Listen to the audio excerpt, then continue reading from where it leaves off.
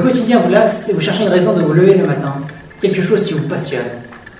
Rappelez-vous, c'était en 1999, alors que chaque enfant collectionnait leurs Pokémon, un autre concurrent est entré dans la place. A l'origine, simple Tamagotchi créé par Akiyoshi Nongo, puis adapté sur console sans jamais atteindre nos frontières, une première série a bouleversé le paysage audiovisuel.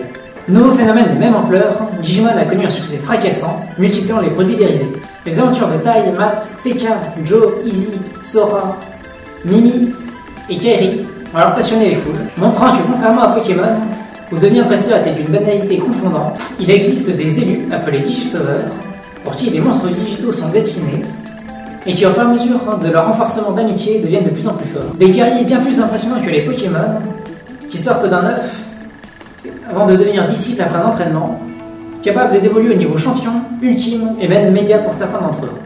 Aujourd'hui encore, on se souvient avec nostalgie de cette série, qui fourmillait d'idées, certes noyée par une gigantesque infantilisation, mais le potentiel fut pleinement exploité par Nomura Osuda, qui en tira les 2 premiers courts-métrages de la franchise, qui aboutiront par la suite à son long-métrage Summer Wars, l'un des plus grands chefs-d'œuvre de l'animation japonaise.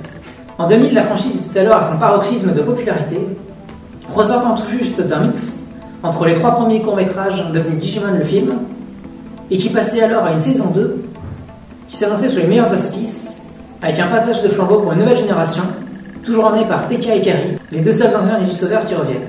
Une meilleure qualité d'animation, elle ne restera pas moins une déception, n'arrivant jamais à égaler les derniers arcs de son prédécesseur.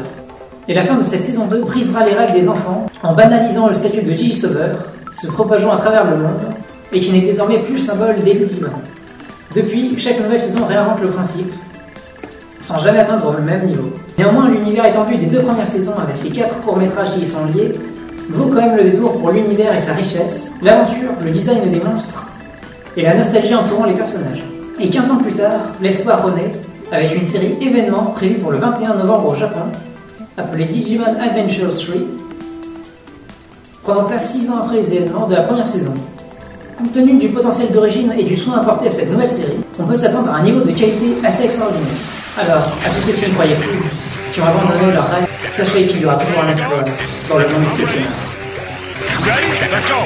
The Digivolution is up and running. Did you see? Did you hear? Did you know it was coming? A Digi Destiny starts today. Let me hear you say Digimon, Digimon, Digigo Masters, Digimon Gala Champions.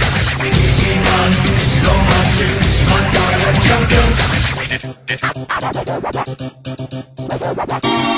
With Digi-Will and Digivice in hand, is a Digi-Dynamic force in Digiland. With the Digi-Past, Digi-Present collide, time to Digi-Side. Digimon.